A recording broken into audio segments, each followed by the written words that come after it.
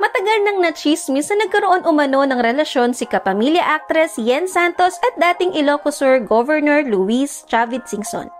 Mas lumala pa ang intrigang ito nang kumalat ang chismis na may anak daw sila. Pero sa YouTube vlog ni Yen, nilinaw na niya ang lahat. Diretsahan niyang pinabulaanan ng issue at sinabing mas mainam na si Chavit mismo ang magpaliwanag. Kaya naman sa kanyang bagong vlog, muling hinarap ni Yen si Manong Chavit at tinanong, ano ang comment mo sa mga rumors tungkol sa atin? Natatawa at medyo nahihiya namang sagot ni Chavit. Palagay ko, ikaw lang ang makakasagot niyan. Dagdag pa niya, wala raw siyang mensahe para sa mga bashers dahil sanay na siya sa fake news.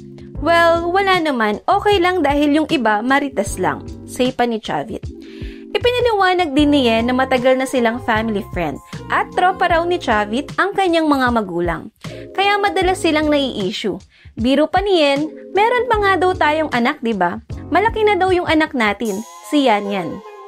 Pero agad din niyang nilinaw, guys, hindi po namin yun anak. Kapatid ko yun at ninong siya nun.